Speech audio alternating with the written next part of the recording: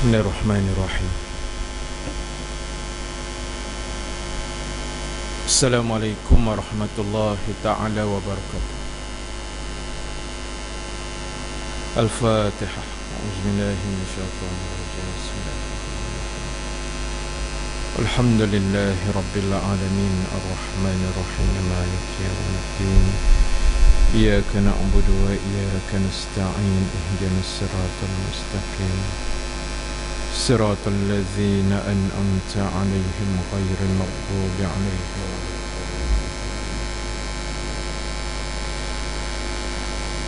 إن الحمد لله نحمده سبحانه وتعالى ونشكره ونعوذ بالله من شرور أنفسنا ومن سيئات أعمالنا إنه من يهد الله فهو المهتد ومن يضلل فلن تجد له وليا مرشدا أشهد ونشهد أن لا إله إلا الله وحده لا شريك له وأشهد أن محمدًا عبده ورسوله ربنا افتح بيننا وبين قومنا بالحق وأنت خير الفاتحين أما بعد. Ashabul kiram, tuan-tuan imam, Tuan-tuan Bilal, pengerusi dan seluruh ahli jawatan kuasa Masjid Ar-Rahimah, muslimin dan muslimat, hadirin hadirat yang dirahmati Allah Subhanahu wa taala sekalian. Alhamdulillah taala, kita memanjatkan kesyukuran kehadrat Allah Subhanahu wa taala. Dengan izin daripadanya kita dapat sama-sama bertemu dan berhimpun sekali lagi pada malam ini. Mudah-mudahan diberkati dan dirahmati Allah Subhanahu wa taala. InsyaAllah pada malam ini kita akan sambung lagi perbahasan dan perbincangan menggunakan kitab Iman dan Kehidupan. Kita masih lagi dalam membahaskan tentang tajuk pengertian iman. Kita sambung bacaan muka surat 26 pada nombor yang ke-7. Disebut dan dinyatakan di dalam kitab ini,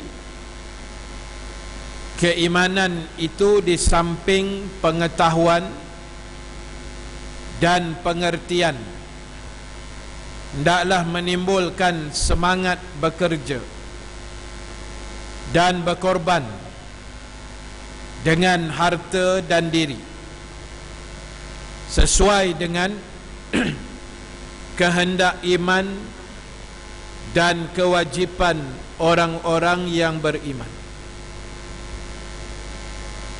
Muslimin muslimat yang dirahmati Allah sekalian, antara kriteria sifat orang-orang beriman selain kefahaman ataupun dia memiliki ilmu dalam kefahaman tentang iman dan Islam tadi, maka bagi orang-orang yang beriman, antara sifatnya dia mestilah sanggup berkorban, sanggup berkorban harta benda, wang ringgit, masa dan tenaga, atau apa sahaja yang mereka ada di atas jalan Allah Subhanahu wa taala. Ini adalah sifat orang-orang beriman. Dan kita dah sebut korban itu dalam bahasa Arab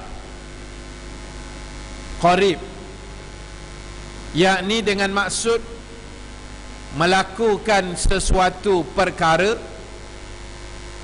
yang boleh mendekatkan diri kepada Allah. Orang beriman mesti sanggup berkorban. Tuan-tuan malam ni dah korbankan masa rehat, masa tengok berita umpamanya malam, masa bersantai dengan keluarga, kita korbankan sikit dan kita hadir ke rumah Allah. Kita nak balik sat lagi, masuk duit dalam tabung masjid. Kita korbankan pula harta yang kita ada, serba sedikit wang ringgit yang kita ada, kita korbankan di atas jalan Allah Subhanahu wa ta'ala. Baik, itu pernah disebut ungkapan, antaranya disebut apabila seseorang itu sanggup berkorban, sudah barang pastilah sesuatu akan terkorban daripadanya. Apabila seseorang itu sanggup berkorban,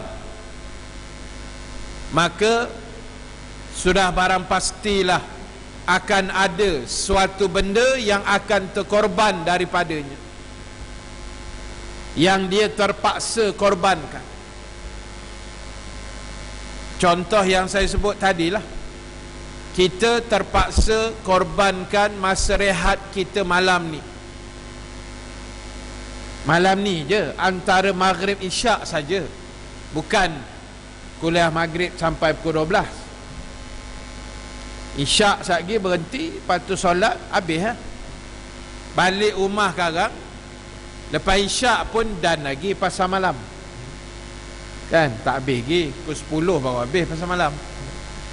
Balik pasal malam dan rehat lagi, tak ada masalah, sampai subuh boleh rehat. Cuma berapa ramai yang boleh, mampu dan sanggup berkorban, korbannya di atas jalan Allah. Itu yang mesti kita nak kena ambil kefahaman, nak kena ambil perhatian. Baik, firman Allah Subhanahu wa ta'ala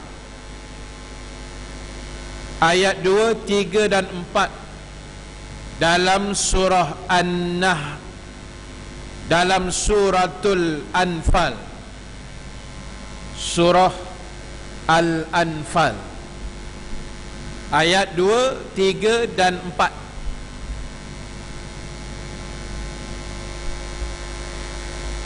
Firman Allah Subhanahu wa ta'ala, A'udzu billahi minasyaitonir rajim. Innamal mu'minuna allazina idza dzukirallahu wajilat qulubuhum wa idza tuliyat alaihim ayatuhu zadatuhum imana wa ala rabbihim yatawakkalun. Allazina yuqimuna as-salah wa mimma razaqnahum yunfiqun. Ulaika humul mu'minuna haqqan. Ayat 2, 3, 4 suratul Anfal, ayat yang biasa dibacakan kepada kita. Antaranya Allah Ta'ala menyebut sifat orang-orang yang beriman. Kita nak rasa, kita nak tengok, kita nak menilai diri kita beriman atau sebaliknya, maka tengoklah ayat ini, sebahagian sifatnya ada dalam ayat ini. Antaranya Allah sebut yang pertama, sesungguhnya orang-orang yang beriman itu apabila disebut nama Allah, ayat-ayat Allah, hati mereka gemetar. Orang beriman bila sebut Allah, dia rasa takut, dia rasa seram sejuk, dia rasa gemetar, takut kepada Allah, takut kepada kekuasaan Allah, takut di atas kehaibatan Allah.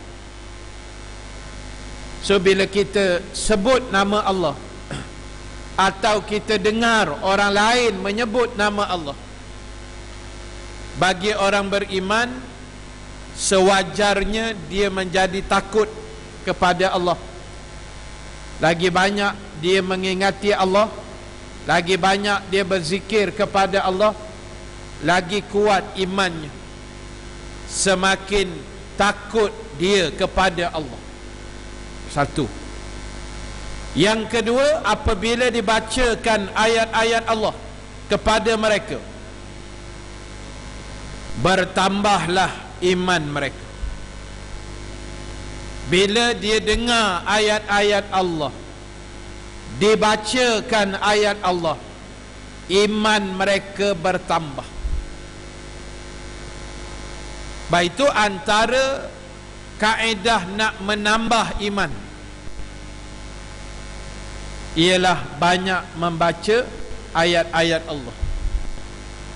Rajin-rajinlah baca Quran, selalu-selalulah baca ayat-ayat Allah, agar keimanan kita akan bertambah, insya-Allah, walaupun sedikit demi sedikit. Sebab iman yang terbaik yang senantiasa bertambah, senantiasa meningkat, senantiasa tinggi grafnya. Sebab tuan-tuan, ibu-ibu sekalian, ulama menekankan perkara ini kerana iman adalah asas dalam kehidupan manusia, yang kalaulah tidak diiring dengan keimanan, hidup kita ini agak-agak akan jadi apa? Kalau kita hidup di gombak ini tidak menurut landasan iman, kita tak sampai masjid malam. Kita mungkin mendedahkan aurat, mungkin tak semayang, mungkin jadi jahat. Kalau kehidupan seorang manusia tidak didasari dengan keimanan. Sebab itu biasanya bila seorang manusia itu mengaku beriman, insya-Allah dia akan dipandukan dan berubah menjadi orang yang baik-baik. Bila kita mengaku beriman, kita kena menterjemahkan tuntutan iman tadi. Dan bila kita menterjemahkan tuntutan iman itu, kita akan jadi orang yang baik, orang yang hatinya bersih, yang bila dia dengar ayat-ayat Allah, bila dia dengar nasihat, bila dia dengar ceramah, dia akan terkesan dengan cepat apa yang dia dengar. Ini hati orang yang bersih. Jumaat 2 minggu lepas, saya khutbah Jumaat di surau seberang, surau Ikhwan, hari Jumaat tak, surau Jumaat. Habis khutbah, selesai solat, kebetulan saya cerita atas mimbar tu tentang taubat. Habis selesai nak balik, datang satu jamaah jumpa saya. Dia kata, "Ustaz, saya nak jumpa Ustaz sekejap, boleh duduk?" Boleh lah. Lepas tu dia kata, "Ustaz, saya pernah buat dosa besar." Saya kata, ramai lagi orang lain pun buat dosa besar. Lepas tu dia kata, "Ustaz, saya sebenarnya sudah taubat." Ni bukan orang Melayu kita, tuan, orang Bangladesh. Geng Bangla yang jumpa saya tu orang Bangla. Dia kata, "Saya dah taubat, Ustaz. Saya pernah buat dosa. Saya dah menyesal. Saya dah berjanji dengan Allah. Saya tak buat dah. Soalan saya, adakah Allah terima taubat saya?" Saya kata, bila awak sudah taubat, dah menyesal, tak buat dah, insya-Allah Allah terima. Dia ulang sebut, "Allah terima tak, Ustaz?" Saya kata, insya-Allah Allah terima. Insya-Allah. Awak dah taubat, kita sangka baik dengan Allah, Allah akan terima. Jadi tuan-tuan, saya nak bagi contoh orang yang dengar khutbah. Yalah, ramai yang terkesan, tapi pada dia tu amat memberi kesan. Minggu lepas, hari Jumaat, saya khutbah di Masjid Penghulu Him, Sungai Petani, Kedah.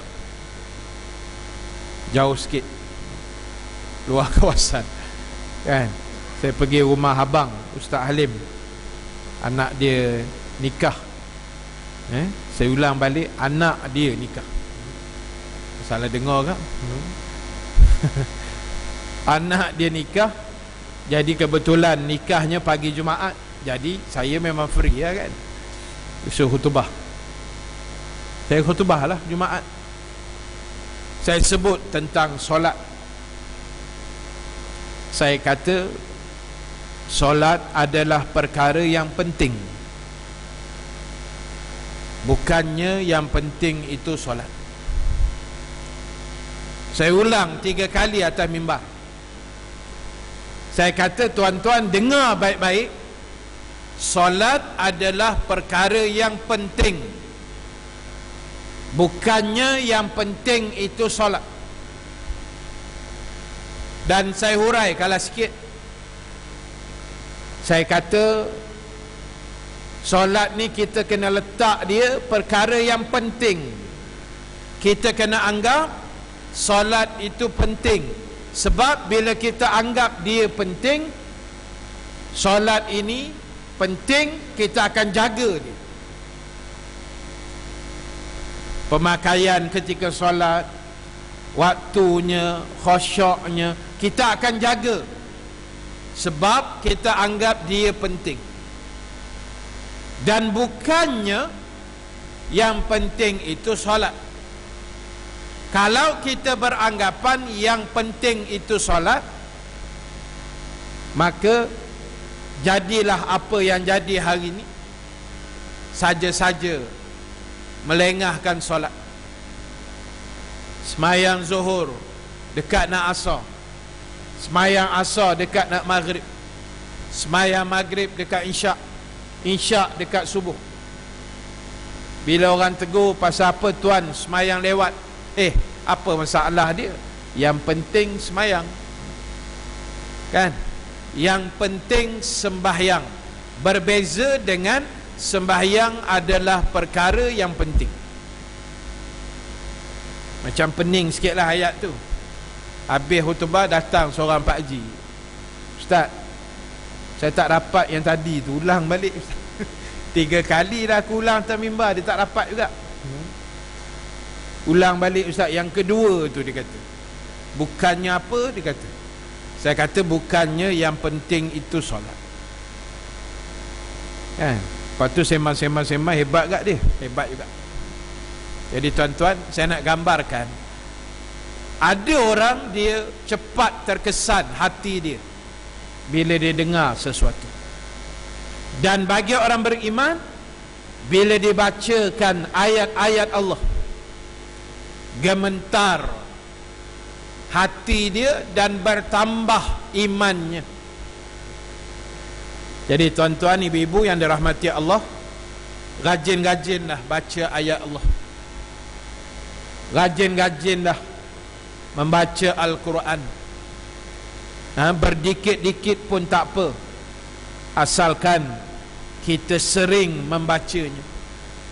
Nak bagi lidah kita ni fasih membaca ayat Allah, dan juga nak bagi hati kita bersih bila kita alunkan ayat-ayat Allah Subhanahu wa ta'ala.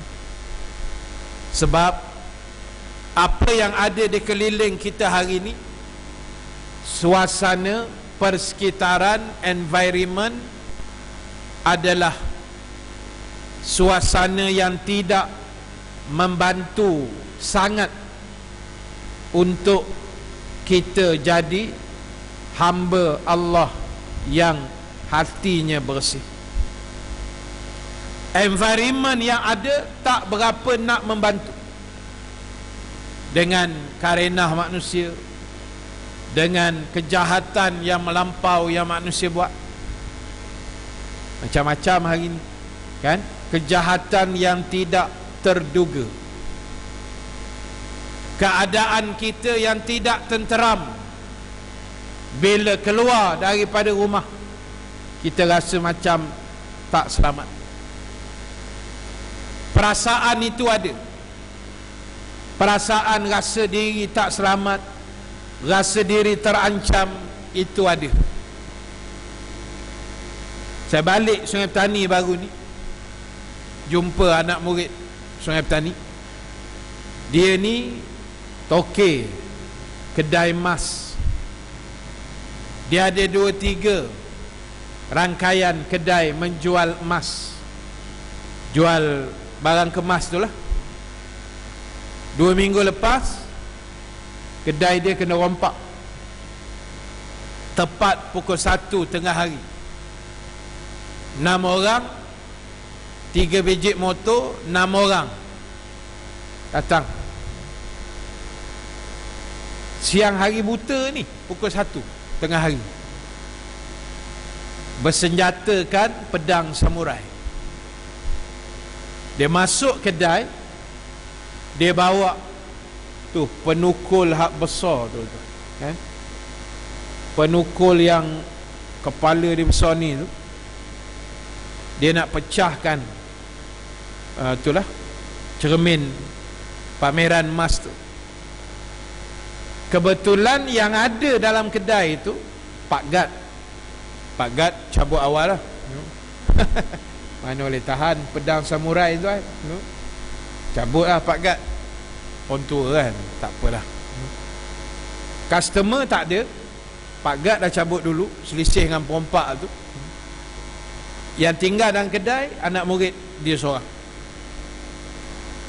Jadi saya tengok video tu, CCTV tu kan, dia bagi tunjuk 12 kali tuan-tuan. Perompak ni 12 kali dia hayunkan penukul. Punya kuat semangat mujahadah dia. Dia merompak tu 12 kali dia hentak tu, masih tak berderai lagi. Sebesar-besar penukul tu. Sebab cermin dia tebal. Tak tahulah anak murid tu kata 10M apa benda, saya tak tahulah. Cermin tu tebal dia. Lepas tu bawah tu ada besi Ustaz, bawah besi ada plastik. Dia boleh tembus 12 kali hentak tu setakat plastik aja Ustaz. Bawah plastik tu Kalau diserkup tangan dia, boleh mah kat dia. Tapi Allah nak tolong. Anak murid ni jenis rajin ikut ustaz pergi kuliah, mengaji, semayang tak tinggal, orang baik. Dalam sekelip mata rompakan itu berlaku, tak sampai 1 minit pun kan. Rompak mana dia dah lama tuan. Dia kena tomak nina, tak mau dia. Bertenang-tenang dulu, polis sampai mampus lagi kan. Jadi dia kata ustaz, masa dia hentak-hentak cermin tu, Allah bagi ilham kat anak murid ni. Dia duduk bahagian dalam kan, rompak kat dalam luar tu, anak murid bahagian dalam. Dia boleh buka laci. Dia buka laci yang kena ketuk tu, dia tarik dulang tu, jatuhkan ke bawah. Bila perompak seluk, tinggal kaca. Memang angin betul perompak tu. Saya tengok video tu, memang dia dah geram tak dapat, dia hentak pula dinding cermin tengah depan. Tapi tak pecah tuan, tebal. Akhirnya bila report polis dapat tangkap motor 3 biji. Dapat motor je, rompak tak dapat. Motor pun motor curi tuan. Perompak ruyuk ke mana, wallahualam. Jadi saya nak gambarkan tadi suasana yang tidak tenteram. Tak payahlah cerita kedai emas kan, Masjid Rahimah pun orang masuk. Tak, gambar terpampang kat luar saya tengok tadi. Masjid Simpang 3 pun sama tempat saya, serupa je. Dia dah cari, nampak macam beriman sikit dah perompak ni bila dia masuk masjid tu, tapi rupanya nak merompak pula. Jadi suasana yang ada hari ni tidak menenangkan kita. Sebab itu kita kena banyak zikrullah, banyak mengingati Allah, banyak ingat pada Allah. Kita kena banyak ialah membaca ayat-ayat Allah supaya hati kita senantiasa ditenangkan oleh Allah. Itu jaminan daripada Allah kan. Ayat lain Allah sebut, ala bi zikrillahi tatmainnul qulub. Ketahuilah dengan banyak mengingati Allah,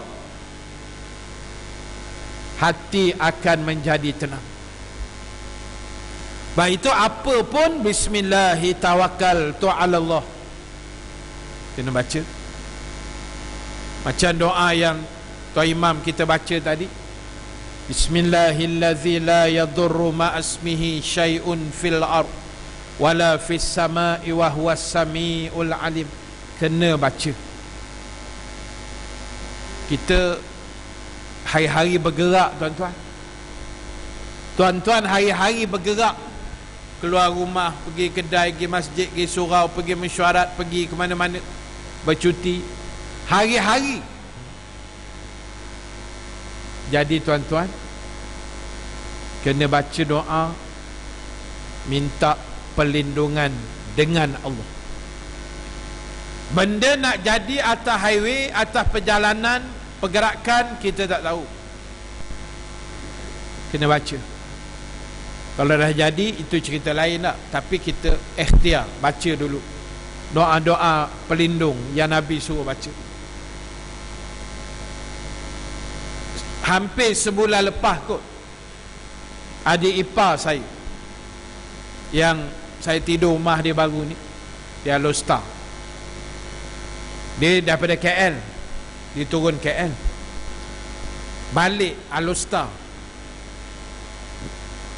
Pukul kejadian tu 4 pagi, kilometer 50 berhampiran exit Pendang, tempat yang ribut tu hari tu kan. 2 hari lepas Manjui, Puting Beliung, yang adik ipar saya kena baru ni, atas highway kilometer 50 arah utara nak balik Alostar. Pukul 4 pagi dia tengah bawa, 4 pagi tuan, orang buat slow tak 4 pagi? Tak kan? laju sikit lah, kereta tak banyak. Tengah bawa laju tuan, tiba-tiba tegak atas highway tu anjing. Saya kata, betul ke anjing? Dia kata, ya Abang Rahim, anjing, dia kata. Besar ke anjing tu? Dia kata, adik ipar saya kereta dia Velfire tuan, macam Alphard tu kan, tinggi tak? Dia boleh nampak kepala anjing depan kereta. Tak bayang besar mana anjing. Saya tanya dia, anjing ke apa yang kau langgar tu? Dia langgar tuan. Bila langgar, kereta terus tak boleh jalan. Radiator, kemek lah, apa benda, pipe, aircon, semua jam, tak boleh jalan. Tarik towing kereta pukul 4 pagi. Besok pagi telefon Plus balik, tanya ada jumpa tak bangkai anjing. Tak ada. Anjing punya bangkai pun tak ada, bulu anjing pun tak ada, darah anjing pun tak ada. Apa yang dia langgar tu? Dah pukul 4 pagi. Itu saya kata tadi, kena bismillah, tawakal tu kena tinggi tuan. Nak jadi atas jalan tak tahu. Kat Sungai Petani Utara tu dulu, satu ketika dulu popular dengan perempuan berkebaya merah. Terjun orang masuk longkang tepi tu, menengok awet pakai kebaya merah. Siang malam dia ada kat situ. Selalu baru ni tak ada pula. Kan? Jadi tuan-tuan, macam-macam. So maknanya saya sebut tadi, gambarannya ialah tawakal kita pada Allah, keyakinan kita pada Dia, dengan ayat-ayat Allah kena sentiasa di bibir kita, insya-Allah. Baik, dua. Yang ketiga, dalam ayat kedua tu Allah sebut ciri orang-orang beriman, wa ala rabbihim yatawakkalun. Kepada Allah lah orang-orang beriman ini bertawakal, berserah diri, mengadu nasib. Dia akan adukan kepada Allah Subhanahu wa ta'ala. Jadi tuan-tuan, tawakal ini penting. Kita dah usaha, kita serah pada Allah. Nabi bagi contoh tawakal ni, kita satu orang manusia ni, kata Nabi, dia bawa tonggangan dia, katalah kuda ke keldai, sampai masjid, dia ikat tali kuda tu dekat pokok kurma. Mengikat tali kuda di pokok kurma itu namanya tawakal, kata Nabi. Tuan-tuan, parking kereta motor, kunci itu tawakal. Kita dah parking kereta, pakai motor, tak kunci, boleh tahan lagi kalau cabut kuncinya. Kunci letak kat lubang kunci. Kalau kereta pula, kunci dekat pintu kereta luar tu, tinggal kat situ. Pasal apa tak buang? Allah ada, Ustaz. Yelah, Allah ada, lepas tu kereta tak ada lepas tu. Tak kena gaya tak? Mesti tawakal itu selepas usaha semaksimum yang boleh. Sebab itu setiap pergerakan kita, muslimin-muslimat, jangan lekang. Bismillahi tawakkaltu ala Allah. Doa tu Nabi baca. Ummu Salamah radhiyallahu an, ummul mukminin radhiyallahu anha, salah seorang isteri Nabi, pernah menceritakan, tuan-tuan boleh rojak dalam kitab Riyadhus Shalihin, antaranya disebut adalah Rasulullah sallallahu alaihi wasallam apabila baginda keluar daripada rumahnya, baginda membaca Bismillahi tawakkaltu ala Allahi wala haula wala quwwata illa billahil aliyyul azim. Ada lagi panjang sambungan dia, tapi saya ambil hat tu je. Ummu Salamah kata tiap kali Nabi keluar rumah, Nabi mesti baca doa. Takkan Nabi Allah tak jaga? Kan? Kalau Nabi tak baca pun Allah jaga Nabi dia, Allah pelihara Nabi dia. Tapi Nabi baca juga Bismillahirrahmanirrahim, tawakkaltu ala Allah. Sebab Nabi nak ajar kita tawakal ni penting.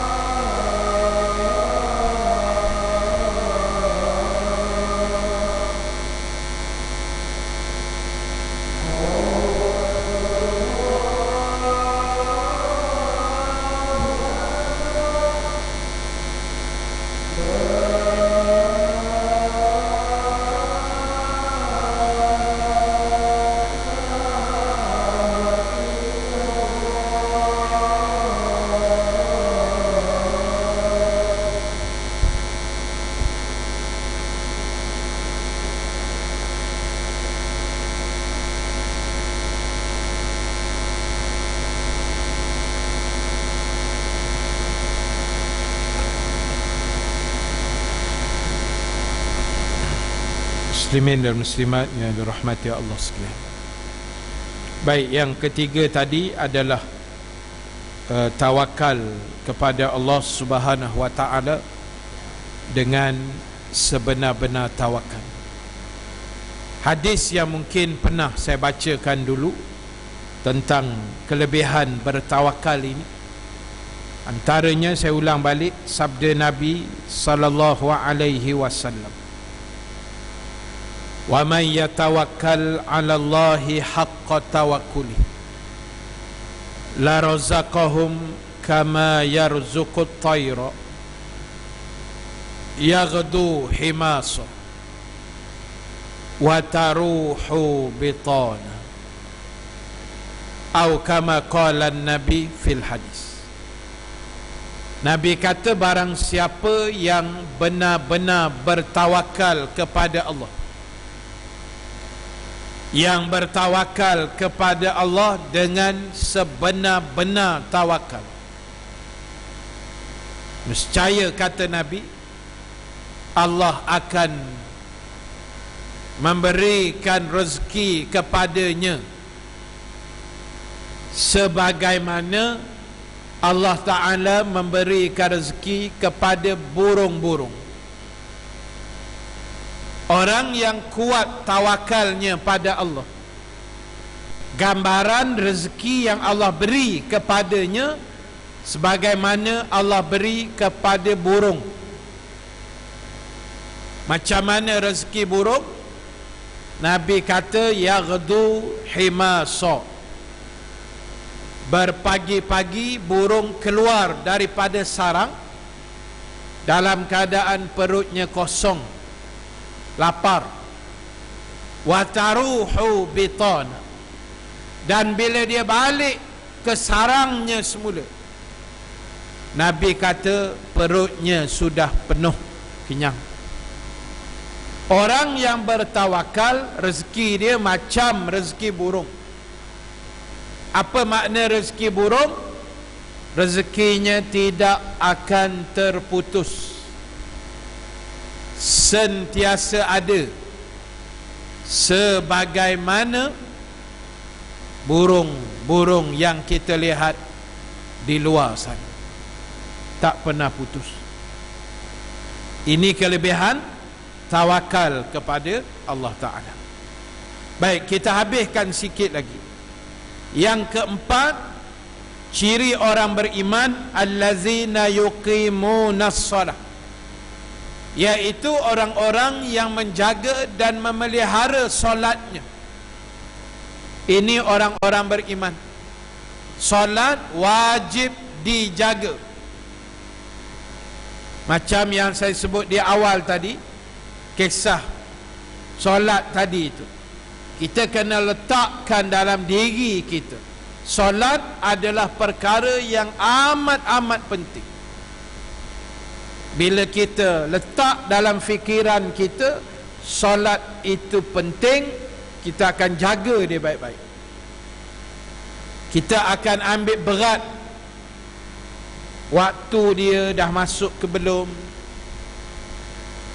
kena buat awal waktunya, penampilannya, pembacaannya, khusyuknya, doanya, wiridnya. Kita akan jaga betul-betul kalau kita benar-benar beriman. Tapi bagi orang yang tak berapa nak beriman ni, orang kata solat ni ikut dan je lah. Ada masa buat, tak ada tak buat. Kita tak nak macam tu. Solat ini adalah full time, bukan part time, tetapi full time, sepanjang masa. Sebab mati itu boleh datang anytime, bila-bila masa. Itu nombor 4. Akhir sekali tuan-tuan, yang kelima, sifat orang beriman, wa mimma razaqnahum yunfiqun, daripada apa yang dikurniakan rezeki daripada Allah, hendaklah kita infak, kita belanjakan, kita kongsikan dengan khususnya orang-orang yang amat memerlukan. Baik itu mana-mana kita jumpa ada tabung, sumbangan ke apa benda sekalipun, kita usaha, kita ikhtiarkan untuk bagi. Kalau macam masjid kan, dia ada macam-macam tabung. Saya pergi surau Ustaz Farhan AU4, surau Al-Falah. Seronok saya surau tu, Sebab bila masuk surau tu ada tabung macam-macam warna. Tabung dia buat ada kotak A4 tu. Kotak A4 yang besar tu kan. Ditulis itu tabung anak yatim, letak kat tiang. Belakang sikit kan tabung bil air surau. Paling canggih bil elektrik, color dia merah. Sebab kalau lambat bayar bil dia warna merah tak. Dia kena cerdik sikit. Saya tengok dari jauh merah ni mesti bil api ni. Tabung untuk bayar api. Lepas tu satu kotak lagi tabung untuk penceramah. Maknanya bagi sagawati ustaz. Macam-macam tabung. Macam-macam tabung boleh buat kan. Sebab kita nak galakkan orang Islam ni belajar satu benda nama dia infak. Kaya macam mana pun infak, sumbangan, jariah, sedekah, wakaf jangan diabaikan. Sebab itu yang Nabi pesan, anfiqu fil usri wal yusri. Hendaklah kamu memberi infak, sumbangan, senang cara senang, susah cara susah. Kok mana pun kena bagi. Jadi tuan-tuan, kita untung duduk di bandar-bandar besar. Kita punya komunikasi ni mudah. Jaringan Allah mudah sangat tuan. Apatah lagi kita duduk di Gombak ni, center, kita kata center lah. Senang. Nak pergi Kuala Lumpur dekat, nak pergi Pantai Timur memang laluan dia. Nak pergi utara masuk je highway, nak pergi selatan masuk je highway. Mudah sangat. Nak pergi kuliah boleh pilih surau masjid mana yang kita nak, dekat sangat. Kadang sampai sibuk memilih sampai tak pergi.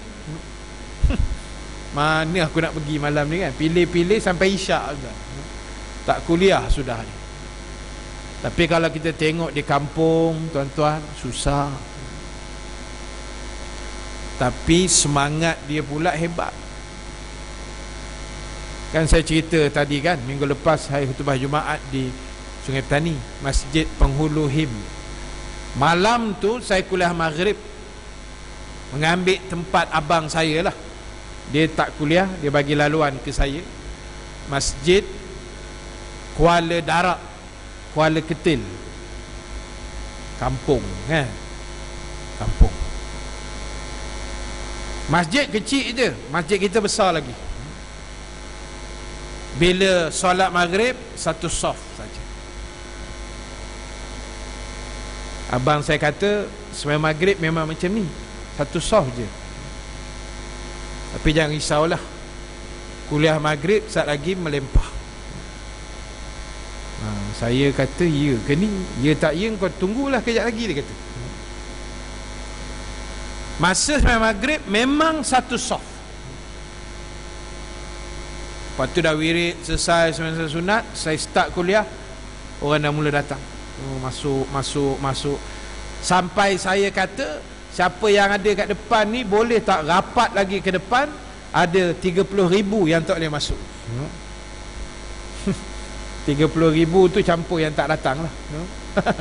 2 felda. Ramai tuan. Ada saya masuk dalam Facebook saya tu kan, tuan tengok gambar selipar saya masukkan, berlambak selipar. Seronok tengok orang kampung, penuh parking kereta sampai berlapis-lapis, memang tak boleh keluar pun. Dah masuk memang tak boleh keluar pun. Itu pula semangat orang kampung lain. Dari sudut jaringan dia itu agak jauh, tapi semangat dia agak tinggi. Kita Allah dah bagi mudah semua, pun payah juga kadang-kadang kan.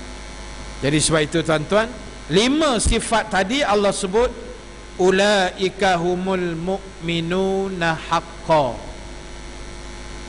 Mereka itulah orang-orang mukmin yang sebenar-benarnya. 5. Yang pertama tadi, bila sebut nama Allah, hati dia gemetar. Yang kedua, bila dibaca ayat-ayat Allah, iman dia bertambah. Yang ketiga, dia bertawakal pada Allah. Yang keempat, mendirikan solat. Yang kelima, menginfakkan segala harta benda di atas jalan Allah Subhanahu wa ta'ala. Muslimin muslimat yang dirahmati Allah sekalian, itulah yang boleh kita kongsikan sedikit untuk kuliah kita pada malam ini. InsyaAllah yang terakhir, yang ke-8 dalam tajuk kita yang pertama ini, saya akan sambung pada bulan depan, Januari 2015, dengan izin Allah Subhanahu wa ta'ala. Terima kasih pada muslimin muslimat yang sudi hadir pada malam ini. Mudah-mudahan Allah Subhanahu wa ta'ala memberikan rahmat, keampunan kepada kita semua, yang baik, yang benar daripada Allah Subhanahu wa ta'ala, yang kurang kelemahan daripada diri saya sendiri. Kita tangguhkan dulu majlis kita dengan tasbih.